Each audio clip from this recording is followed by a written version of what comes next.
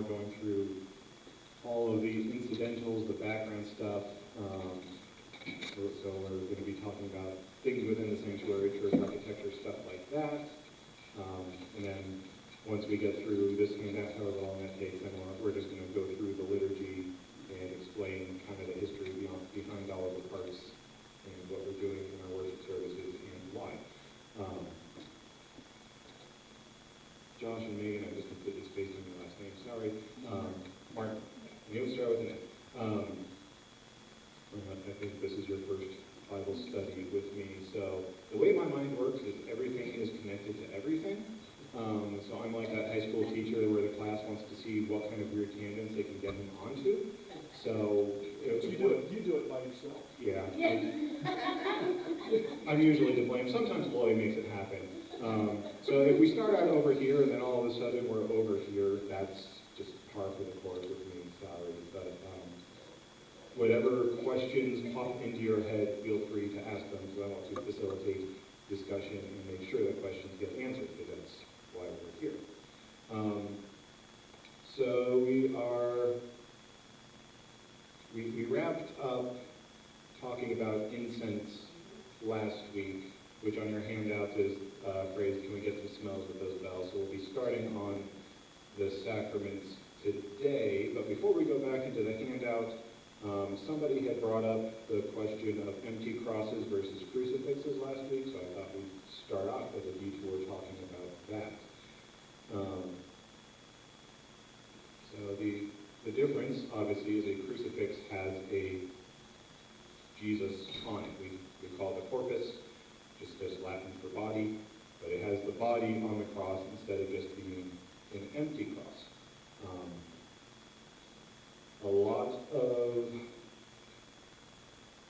It seems to be somewhat geographical, where churches on the West Coast are more likely to have an empty cross, and churches in the Midwest are more likely to have a crucifix. This is not a total one-to-one correlation, but that tends to be how it works.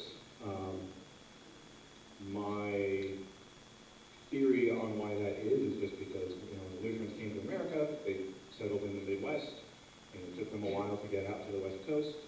And by then, you had more of the Evangelical presence here already, and so they had more of an influence on the Lutheran churches as we established congregations out on the West Coast, and that's why we're more likely to have empty crosses versus crucifixes. Can I interrupt you? Yeah. My thought on it is that the West Coast is so predominantly Catholic from the Mexican influence and all the missions up the West Coast. When Jack Shearman was here, he said it was such a new thing for him as an old guy to actually cross himself. When he was growing up, he said no Lutheran would ever make the sign of the cross, because that was Catholic. Yeah. And so I think some of the things that the empty cross here is almost that we are setting ourselves apart from the Catholic Church. We're not going to, I think there was an effort in the 20s, 30s, 40s, 50s. We're going to make as much difference between them and us as we can. Yeah, which I was kind of getting to, but thank you. Yeah, so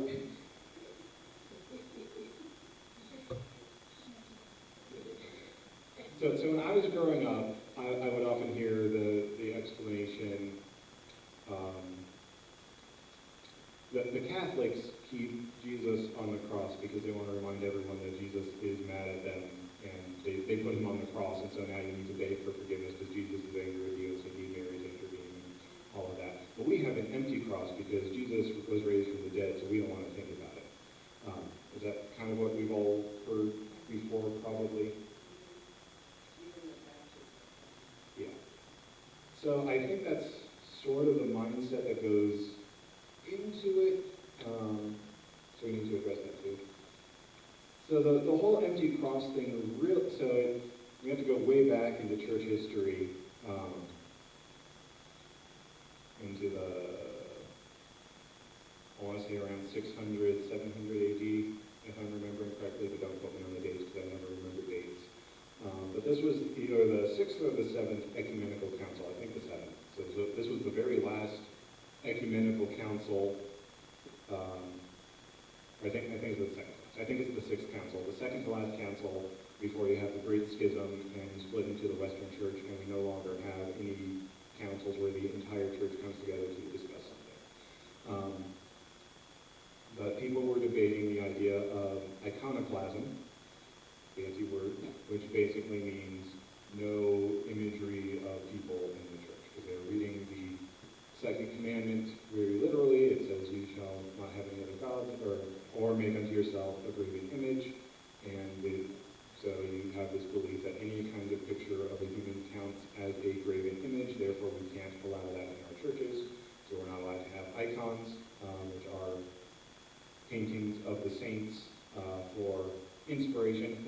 Originally, they're not to pray to the saints like how Roman Catholics do it. It was more to help look to the saints for inspiration in their faith, in the way that we look at saints as kind of role models for us in the faith, but not something to be prayed to.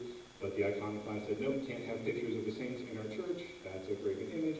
We can't have pictures of Jesus on the cross, because that's a graven image of God, and he tells us not to do that in the second commandment. There is some historical precedent for this. That's one of the reasons why you had to have the money changers in the temple in the New Testament, because Roman coinage had a picture of Caesar on it, and Caesar thought he was a god, so coins with Caesar on them bear a graven image, and you can't bring those into the temple, so you need to exchange them for Tyrish money, which did not have a picture of a person on it, in order to spend in the temple. That's part of why they had money changers. So you have again, I don't remember which one it is, I think it's the sixth ecumenical council, gets together,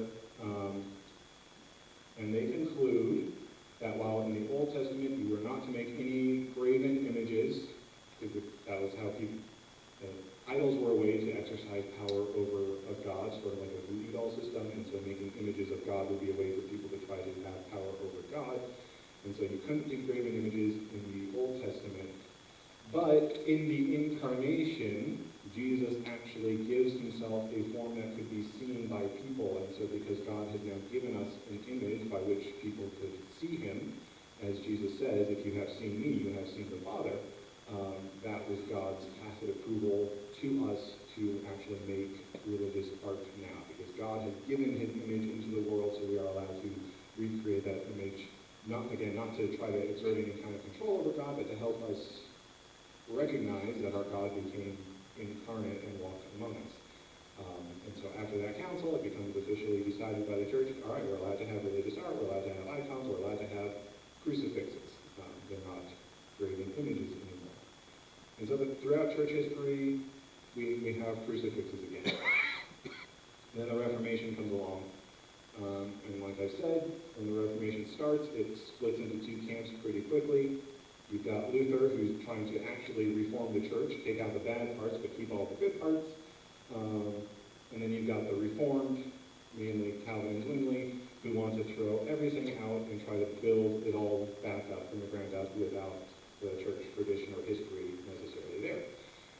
And so when they're building things back up without paying attention to history, they're not really necessarily looking at the ecumenical councils, so they don't see this argument against iconoclasm, and so they bring back iconoclasm. They say, oh no, this is a second commandment violation, so we can't have images of Jesus on the cross, so we're only going to have empty crosses. And so that became one of the very big distinct markers between a Roman Catholic Church and a Calvinist church. They'll have an empty cross. So at the core, that's really why they start doing the empty cross, and then over time it just becomes that sort of thing. It's like, oh no, Jesus came down from the cross. Jesus was raised from the dead. We don't want to think about him on the cross anymore.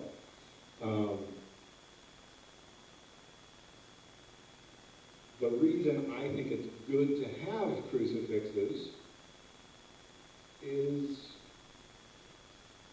we don't necessarily want to make the cross too pretty. We do that. We make very nice, ornate, jeweled crosses, and they're very beautiful, and part of that is the religious artwork by which we give glory to God, as we were talking about last week.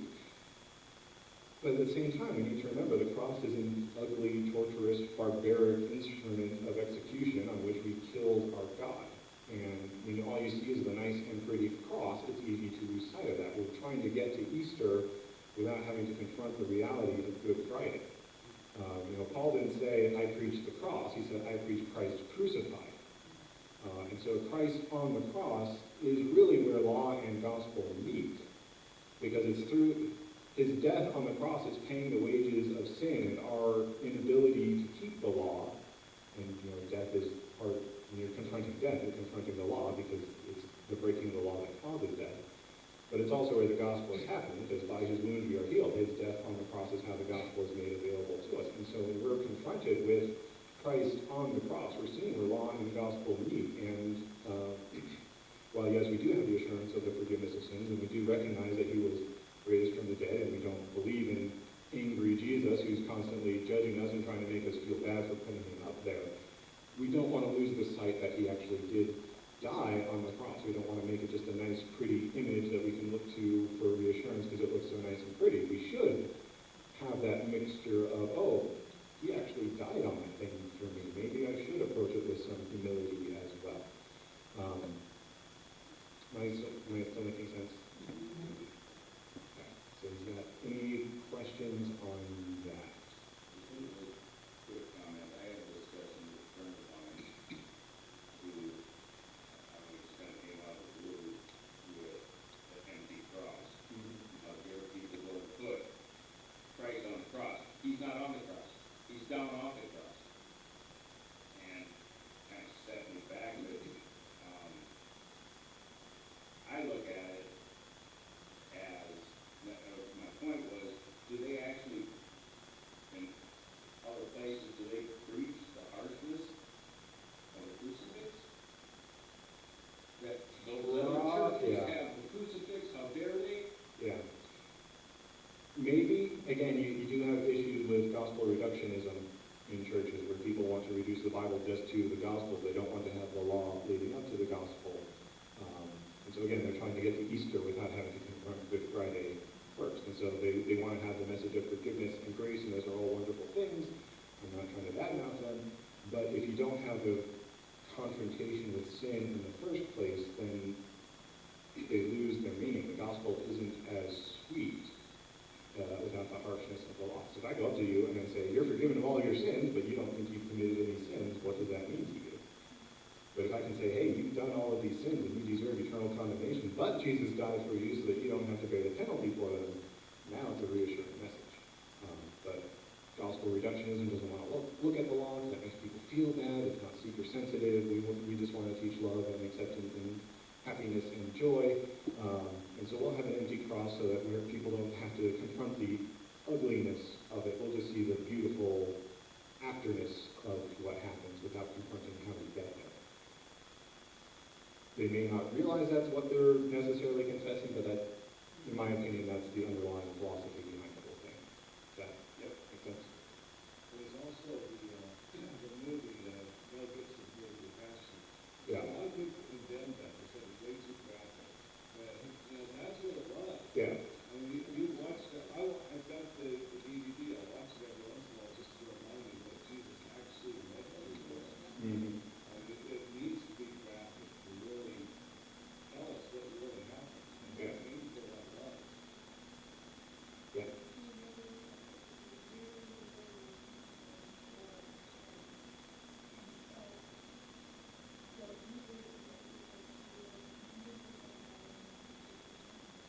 Right. And that's what we're trying to confess when we still have a crucifix. We're not putting Jesus on the cross. We're not saying he's still up there. We're not trying to re-sacrifice him every week like the Roman Catholics technically are. We're confessing the reality that he actually was incarnate, he actually was a man, and he actually did die a very barbarous and torturous death for us. We're just trying to not clean it all up so much that we lose sight of what was happening, or what happened. Actually, we have a symbol that would represent Jesus and our salvation without Jesus being on there, being an empty grave. Yeah.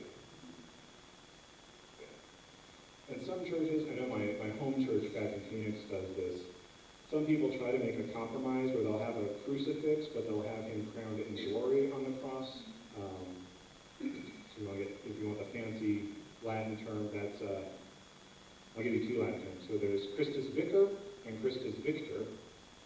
Very similar, I know, that's probably different. But Christus Vicar is Jesus, is Christ in the place of. And so our crucifixes here is Christus Vicar, because that's Jesus dying on the cross for our sake. If you have a crucifix where he's crowned in glory, that's Christus Victor, Christ victorious, showing that through his death on the cross is his glorification. As John talks about in his gospel, through the death and resurrection is his glorification. And so we recognize his death on the cross, but then that's pointing towards the victory won on the cross. So that's sort of the compromise that some people try to make. Still having him on the cross, still admitting he died on the cross, but seeing the victory there so that people don't think it's that, oh, we're keeping him on the cross, you all know how mad he is at you type of viewpoint people associate with the Roman Catholics. Y'all making sense still? All right. Sometimes I say words and I don't know if they mean anything. All right. Any other questions, comments on crucifixes before we jump back into the handouts? All right. So we're going to be so we're on the sacraments here. I will talk more in depth about those when we get into them in the actual liturgy. But just to remind you where we were last week, we're discussing how we make the church distinct in its architecture and its design, what happens in here, because the church is holy, the sanctuary is holy. Holy literally means set apart for God. And so we make our sanctuary look different than anything else in the outside world because we're marking the fact that this is a space where something different happens here. It's set apart for the glory of God. And so we're going through the ways that we touch on the various senses of people who are really present here within the sanctuary, both as a confession of the goodness of creation, that God created us to be souls in living bodies. We are not just souls that are trapped in bodies that we want to escape from someday. We are created to be souls in bodies, and so we confess the goodness of our incarnational reality, which also confesses the goodness of Christ's incarnation and walking among us as a man, by trying to engage as many senses as possible as we go through this thing called worship in this space set apart for God. So we were talking about how we use music and some distinct musical styles and such to engage our sense of hearing. We talked about how incense can be engaging the sense of smell. The sacraments are how we engage the senses of taste and touch. Because the sacraments are God's word attached to a physical object for our reassurance that God is actually there. So when we do a baptism, we say that's God's word joined with the water, so that as that water washes over the person's head, we know that God is actually present there where the water is. They can feel the water washing over it, you can all see the water washing over them, and so we know that God's promise in baptism is directly given to this person on whom the water is being washed. When we gather around the altar for the sacrament of communion, you receive the wafer in your hand, you receive the cup of wine in your hand, so you can actually taste, or you can actually feel the presence of God in his promise, where Jesus is promised to be in his real body and blood. And then as you take the communion, you get to actually taste and see that the Lord is good. You hold him in your hand, and then your sense of taste is engaged in the bread and wine, and you receive the promise of the sacrament in there, because the sacrament is tied to the physical object. Again, for our reassurance as beings who are half physical, because that's how we're created to be. And so God doesn't make faith just an entirely spiritual thing that you hear with your ears and it goes into your soul and that's really good, but you don't have the physical reassurance that we kind of need as physical beings. And so God gives us the sacraments as physical things to which his promises are attached so that we can experience them physically as well. Am I still making sense? Right. Yeah.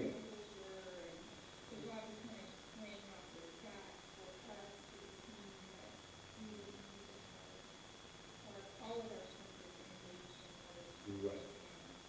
And yes. Yeah. And that's why after communion we sing the Nunc Dimittis, which is the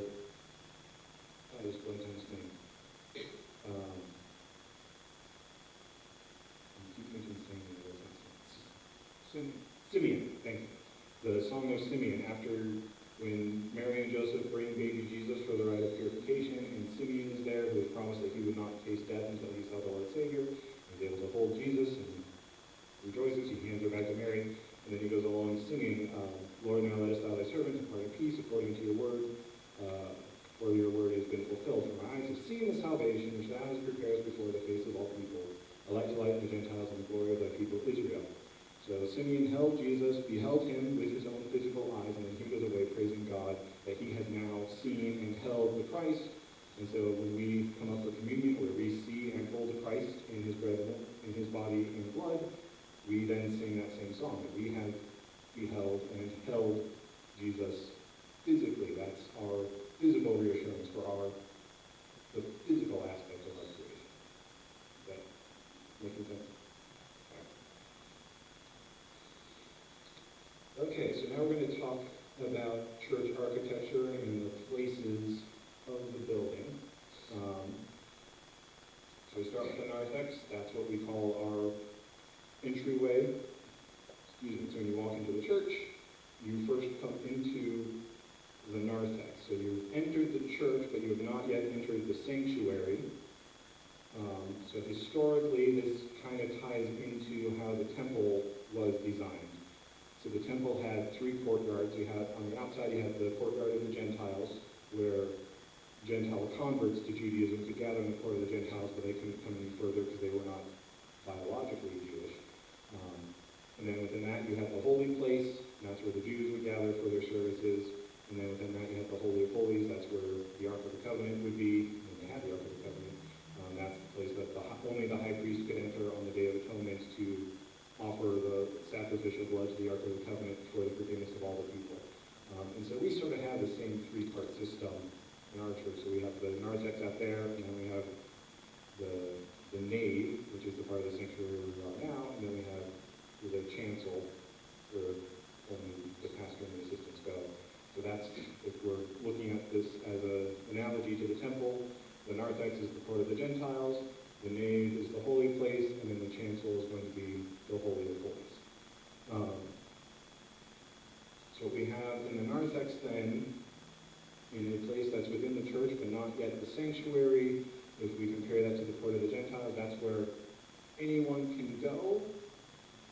And then in our next level in here, this is kind of where the church members are allowed to go. So historically, the baptismal font would be either in the narthex, or you'd have a baptistry, which would be a side room just off of the narthex.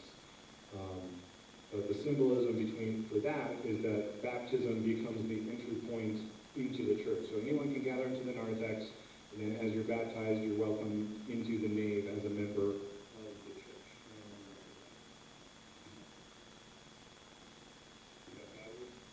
Not yet, but I'll switch to the handheld for today, because that was faster.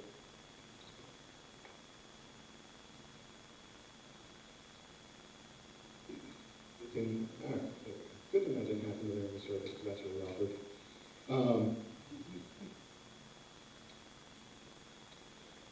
And we also have some really nice symbolism with the way it all works out.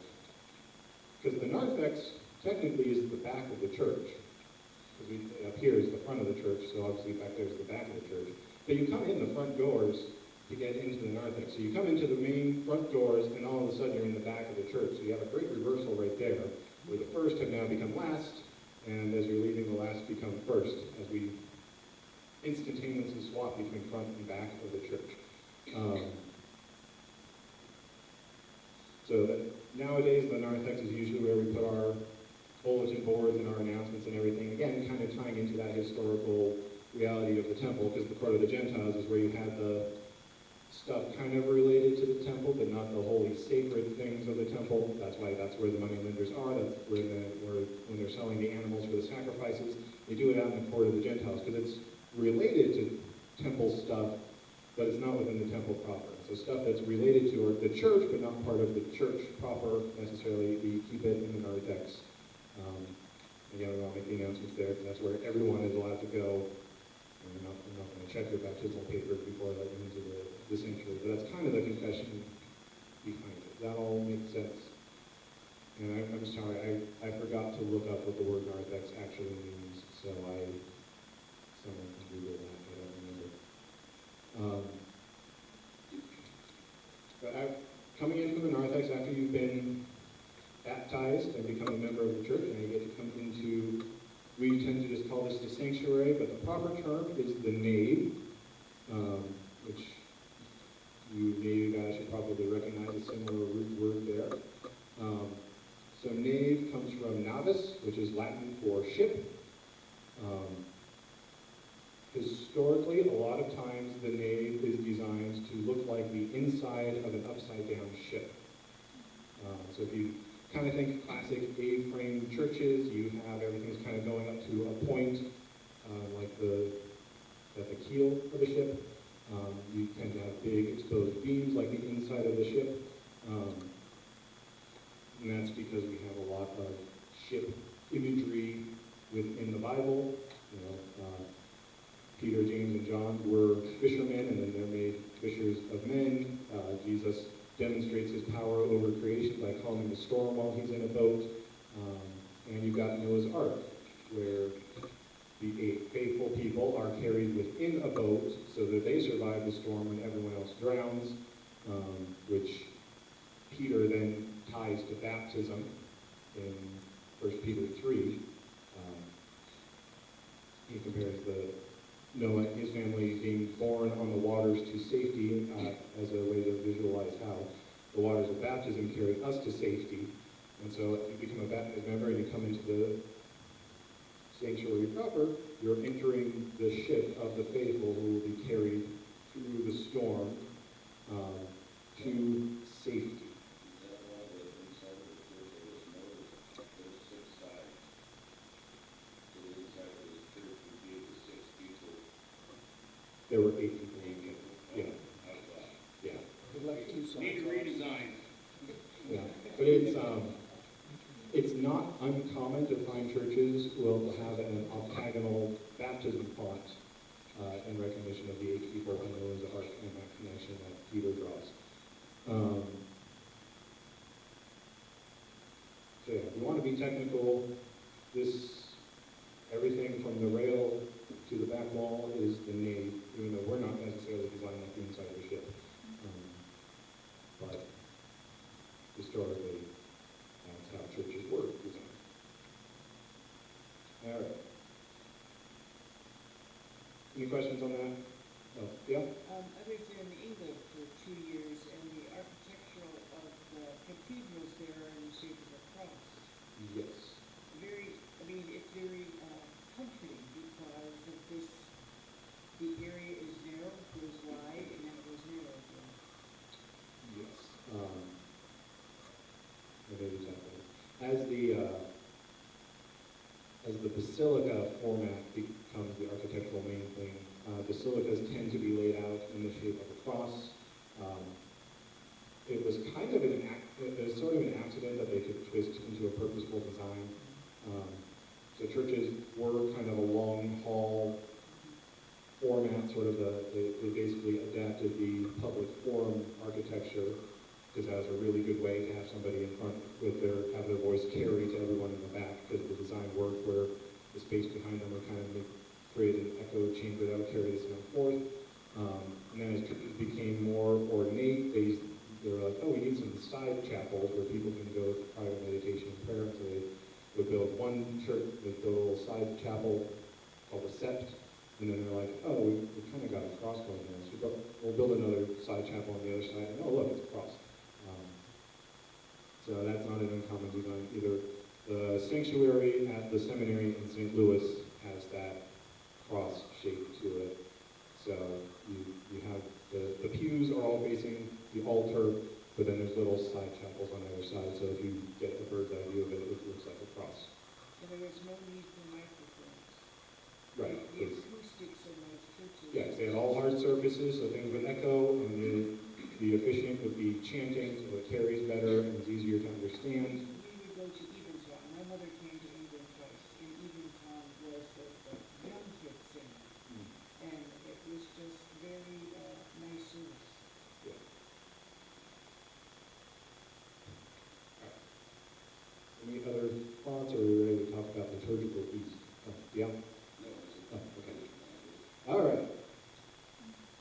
So we play with the cardinal directions within our churches. So historically, churches would be built so that the altar would be facing the east.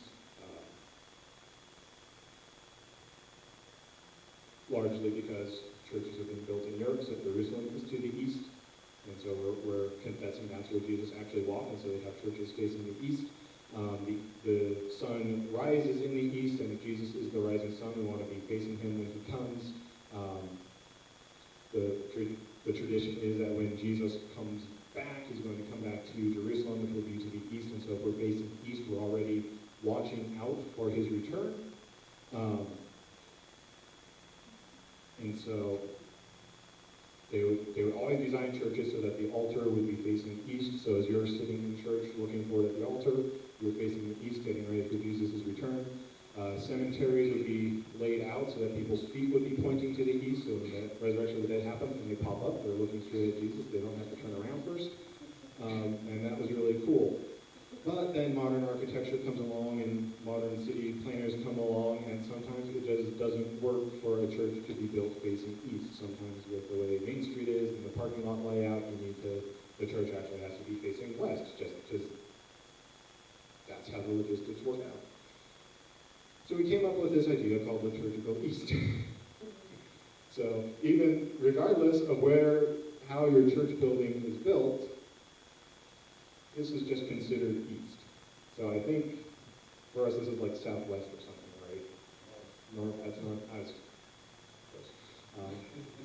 So if you're standing here, yeah, I'm awful with directions. This is why they don't want to drive with me if I don't have my GPS. So if you have your compass and you're looking at the altar, your compass is going to be telling you that you're facing north. We're actually facing east, because this is where the altar is, so this is liturgical east. So when you're talking about church directions, or where stuff is in your church, you're supposed to consider this being east. Trying to envision a compass in my mind. If you're facing east, to the right is the south. So this is the liturgical south. The lectionary is on the south side of the church. The pulpit's on the north side of the church. Even though technically that's the north side, in liturgical speak, that's the north side, because this is east. This also connects us somewhat to the Old Testament, because in the ancient Near East, they were east-focused, not north-focused.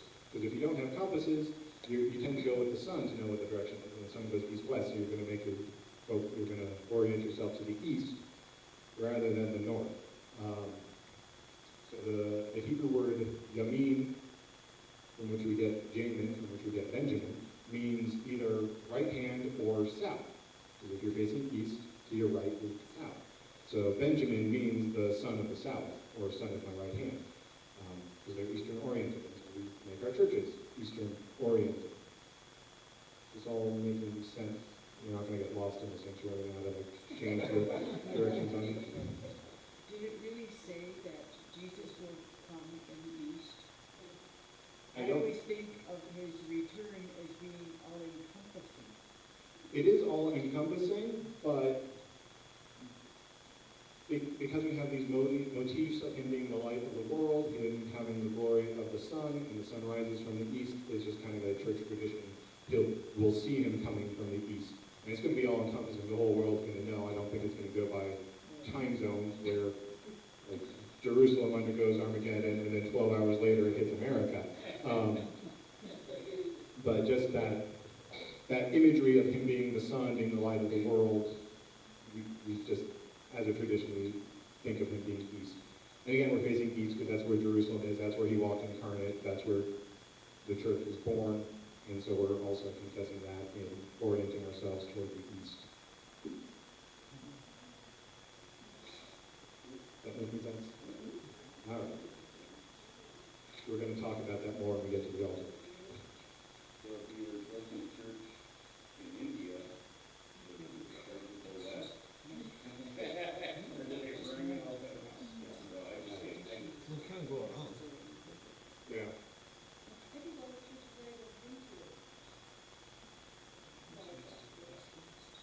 Facing the east?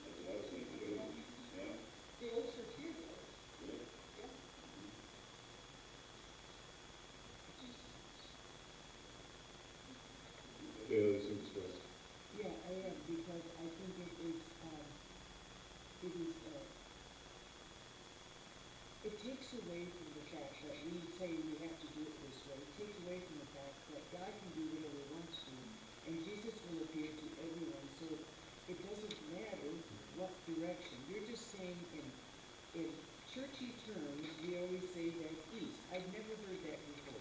I mean, I've been in a Lutheran church all my life, never heard that. I never heard it until I went to seminary either. So this is, we're not saying you have to do it this way. Were you here last week? Yeah, no. Okay. So this is one of those adiaphora things. It's neither mandated nor forbidden. Technically, the Bible is silent because again, you can't look up Exodus where he's giving the instructions for how to build the tabernacle. God doesn't say, oh, and make sure it's always facing east. So it's not a rule you have to do or you're wrong, because again, that's kind of why we came up with the idea of liturgical east, because we had churches that weren't facing east anymore, despite the tradition. But it's something that we do just because of the underlying things it confesses. So if you understand it, you can see it as this confession that we are watching for Christ's return. And yeah, he's going to make himself known to the whole world. Again, we have these motifs of him being the light of the world. We're recognizing that he was incarnate in Jerusalem.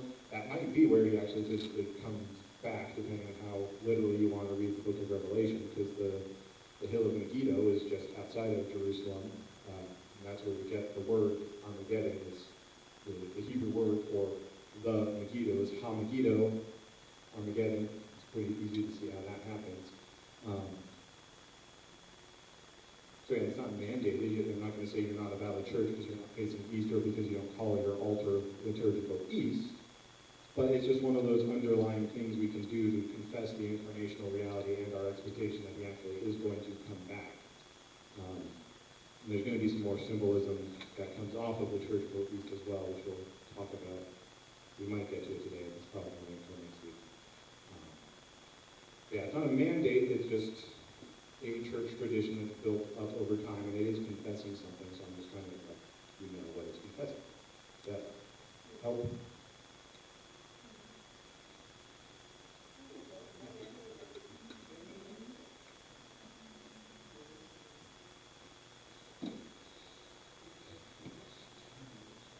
Alright. So we've talked about the narthex, we've talked about the nave, and this is going to be the chancel,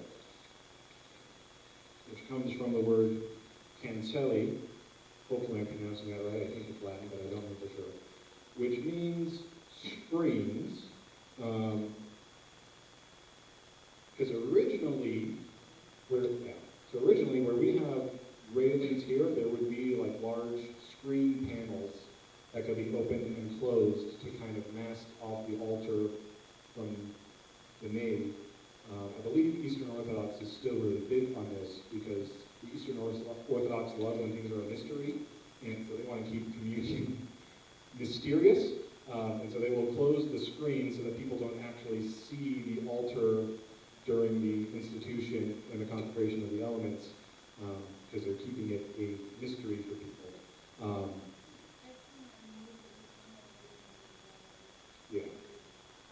They're trying to respect the divine mystery of it, because if people don't, because in the Roman Catholic Church you get all these weird thoughts about communion, because people can see the consecration of the elements and they think there's like actual sorcery happening. That's where we get the phrase hocus pocus, because when you're saying the words of institution in Latin, it's something like hoc est corpus est, this is my body in Latin, which if you don't speak Latin and you're just kind of trying to remember what the priest was saying, it sounds like hocus pocus. So he said hocus pocus, and then this bread magically turned into Jesus, so those are magical words, and now this is magical bread, so I can take this home and put it in my garden, and that will give me a really good harvest this year, because it's magic bread. Eastern Orthodox doesn't want to deal with any of that, so they close the screens, and then they open the screens, and they're like, all right, this is communion now. You didn't get to see how it happened, so you don't get to come up with weird explanations for it that's going to lead you astray. So I think that's part of why they do it. And then in the Eastern Orthodox churches too, it's not uncommon that they'll have a screen kind of halfway through the sanctuary itself. So they sort of do that for the Gentiles idea. So members of the church get to sit towards the front on the altar side of the screen. But if you're a non-member, you sit behind the screen because you're not fully in the church yet. And when they do their services, they'll do what we call the service of the word. So the people in the back get to hear the reading of the scriptures and the sermons and all of that. But when it comes time for communion, they're dismissed because communion is only for members of the church. So the people behind the screens, they just leave when communion starts because all the members of the church are in front of the screen. They're there for communion already. We tend not to do that. We don't want to seem exclusionary, but that's what happens a lot of times in Eastern Orthodox churches.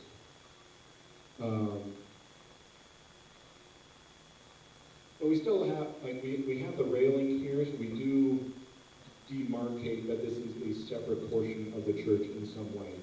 So remember, if we're doing the temple analog, this is the Holy of Holies, where really only the ordained and those assisting the ordained go. That's a confession that this is where the sacred stuff happens, and so it's not as big a deal if you're kind of milling around looking for a seat or whatever, or visiting with people down here. But if you're up here, you should be up here with purpose, because again, this is more holy, more set apart for God. There's very distinct things that happen up here, and so we don't want to treat this as just a common area where you can go up and down. That's part of why we always bow before we go up into here again, a way to silently confess a recognition that special stuff happens up here. That's where the word is rightly preached, where the sacraments are rightly administered, which are the marks of the church. So that's just our way of acknowledging the specialness about what happens up there. So here we really just have the chancel. In larger churches, you can have an inner and outer chancel. So you may have seen this before, where you'll have the steps that go up to a platform, and then within the platform, there's other steps going up to where the altar is. Has anyone seen a church like that? Yeah. Okay. So that whole area is still considered the chancel, but having that external platform is kind of a way to get to that priesthood of all believers thing, to break down that barrier a little bit, where the pastor is not this special class who's above everyone else, because then everyone gets to come up at least to the outer chancel, so that you're in the Holy of Holies as you're receiving communion, and so that's a way to kind of break down that caste divide. When you have a church with an outer chancel, you usually put the lectern in the pulpit on the outer chancel, so that the inner chancel is reserved just for the altar and the sacrament of communion up there. So if you have it that way, if you have a system like that, then you have the narthex for the non-members, and then through baptism they become members of the church, and then through the reception of communion, they're able to come up onto the chancel, and they become the priesthood of all believers, as Peter talks about in his epistle. So that works out really nicely. But sometimes we just don't have a room big enough to have. If we were to have that system, we basically need to knock out that whole back wall and put the inner chancel where that back wall is, so that this part here could be the outer chancel. And we don't have the space for that. Yep. It also elevated the altar more. Right. Yeah. But you said something about the minister above. I, as a parochial school kid, went to midweek service. Where the minister spoke from was elevated. We walked up like 3 or 4 steps. Yeah. And it kind of jutted out, wood ornate. So this man is looking down at all these little kids down here, and we're looking like that. So he was elevated. Yeah. In little kids' eyes especially. Yeah, and again, that's part of that's the architectural battle about what you're going to emphasize in your church. So in Roman Catholic churches, they tend to have very, very ornate altars, because they emphasize communion as the main part of the church service, and so they want to give a visual recognition that the altar is the most important part, because that's where communion happens. In more evangelical Baptist churches, they tend to have more subdued altars and more ornate pulpits, because they really emphasize the preaching, their expository sermons, their lectures on what's happening in the Bible. In the Lutheran confession, we say that the church is word and sacrament together, and so we try to emphasize both, and there's always debate on how you appropriately do that. So if you have the inner chancel, you have the altar on an elevated platform, so that's a way to give emphasis to the altar, but then you tend to have a larger pulpit, maybe with steps going up to it to emphasize the pulpit as well. You can see here we have the pulpit and the altar are on the same plane. We don't have one in front of the other, so we're trying to put them on equal footing. In Luther's day, as Lutheran churches started to get built, sometimes they would do these weird architectural things where they have the pulpit. It would be like behind the altar but elevated up, so it would be kind of where our stained glass window is, so that you'd see that as you're looking at it, you see the altar and the pulpit at the same time to try to give them equal footing. Although if you're putting the pulpit above the altar, that feels like it's emphasizing it more, so I don't know how well that works. It's not a perfect system, but that's what people are trying to do, usually. The other thing is, altar and pulpit are sometimes on opposite sides. Any specific? Yes, we'll talk about that next. Okay. So, I think that's all the notes I had on the chancel. So are there any other questions on that? I know, reading through my head, kind of like that, except that's actually elevated more in the churches that I've been members. That first level, that's where the choir sings. Then you go up to the altar is higher, and then you have the kneeling there. Yeah. I'm used to choirs in the balcony, but They're really elevated. but they're in the back then, so that's a nice confession too. We're not looking at the choir. They're not there for self-glory or performance. They're just there to bathe the area and sound. And even though the choir loft is elevated, just because you kind of have to do that with choirs, they're kind of off to the side and in the back where the pews are laid out, where you're naturally oriented to look to the altar. Fun word, or fun fact about the word oriented, it comes from the Latin word orient, which means east. So if you're rightly oriented, you're rightly looking to the east where the altar is. We'll get into that probably next week. All right.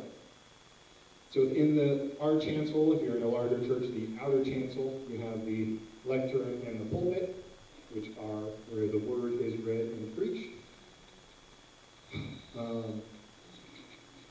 So generally, again, this is an adiaphora thing, but if you're going with the liturgical east idea of the altar, you put the lectern on the south, liturgical south, and the pulpit on the liturgical north. Because the way we don't do this, sorry, but the way it's really supposed to be done is that the lectern is used for the Old Testament reading and the epistle, and then the pastor moves and he reads the gospel from the pulpit, so that the word travels from the south to the north, which is what Jesus does in his ministry. He starts south in Jerusalem, and then he heads north to Galilee, and then he comes back to Jerusalem to die. And if you read the version of the Great Commission in Acts chapter 1, when Jesus sends his disciples forth to make other disciples, he sends them to Jerusalem, to Judea, and then Samaria, so it goes from south to north. And so when you have this understanding of liturgical east, we're confessing Jesus' ministry in the way that the word moves from south to north. So that's why we usually put the lectern on that side and the pulpit on this side. Some churches swap them. I don't know why. I'm sorry. I know it happens. I don't know why. All right. Any thoughts, questions, comments on that? Otherwise, we're about at time, so I'm going to mark that we finished on the pulpit, and we'll start next week by talking about the altar and the ad orientem versus populum debate. Yeah, you're going to get Latin next week. All right, any other closing thoughts, questions, comments, stuff I should add as a tangent for next week? All right. the north. So here we do all the scripture readings from the lectern, but if you're following the rubrics to the letter, you're supposed to do the Old Testament and the epistle reading from the lectern, and then that's part of why we do the Alleluias. A lot of times church music is just there to cover movement by the pastor, and so while you're singing the Alleluias, theoretically the pastor should be doing the Old Testament and the epistle reading as well, but whatever. If we're doing it that way, I would do the Old Testament and epistle readings from the lectern, and then as you sing the Alleluias, I would move up to the pulpit, and I would proclaim the gospel from the pulpit, again showing Jesus' ministry from south to north, as well as, again, that movement and reading the gospel from a different place is a confession in itself that the gospel is something different in the Old Testament and the epistle reading, so we're marking that by reading it in a different place as well. Pastor Porterfield used to do it. Yeah, okay. When I first came here in '96, he used to read over. Yeah, basically when I got here, they told me that we read everything from the lectern, and I was like, okay, I'm too new to implement too many changes, so I'll go with it. So I'm getting beat up right away. Yeah, I mean, we saw what happened when I brought chanting into the services. I started getting the gospel from a different place from Mills will go. Well, when you get bored, Pastor, just go ahead and do it. Right, And then right. we'll see what happens.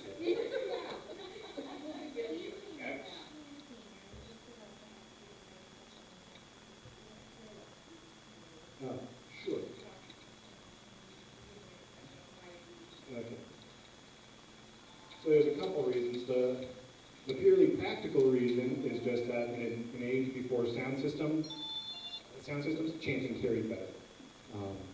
So we had a power outage here like a month ago. It just died during the hymn of the day, and so I had to do the sermon and the prayers of the church and everything just by projecting my voice.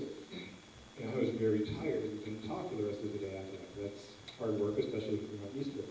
But when I could do the chanting portions, that was a lot easier. It's just something about the way the human ear works. We hear chanting carries better, it's clearer, it's better to understand. Historically, almost all of the service would be chanted. I believe the sermon was the only thing you would actually speak, but the scripture readings, the prayers, everything else would be chanted because it carries better. And when you're in a giant stone cathedral with 1,000 people in the congregation and no mic system, you need some way for the sound to carry. Theologically speaking, as best we can tell, chanting was probably the way worship was done in the Old Testament in the temple and then in the synagogues in the New Testament. It seems to be the historical musical style of the Hebrew people was more chanting than singing as we think about it. So like the Psalms would be chanted oftentimes back and forth between the priest and the people, and that's the way that they're able to participate in the worship in this back and forth with the priest by chanting back and forth to each other. And again, as I said in the beginning, we want to make this space holy and set apart from and somewhat different than everything that happens out there. And unless you're like me, who sometimes listens to Gregorian chant for kicks and giggles, you don't really hear chanting much in the outside world. And so if we're chanting in here, it's a way to mark that this is a different space, that something different is happening here. And let me double check my notes, but I think that was...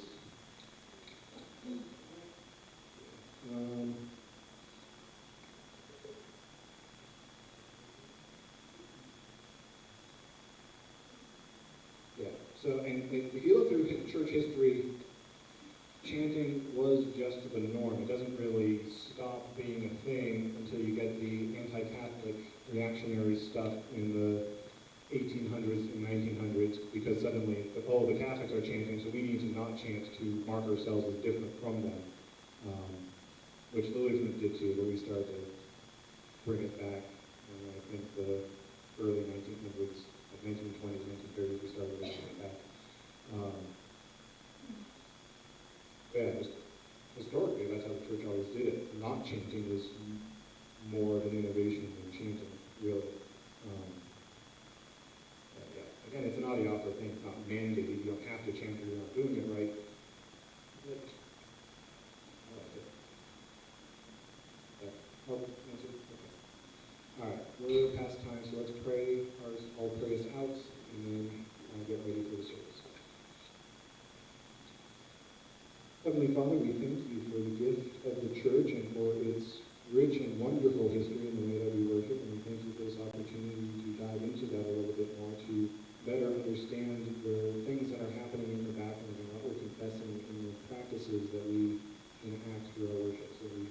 And we thank you for this time to come together as a community and just to study the word more. And we thank you for the gifts that we are about to receive in the divine service. And so we ask that you would send your Holy Spirit upon us, strengthen our faith, and help us to learn to love you more. Lord, in your name we pray.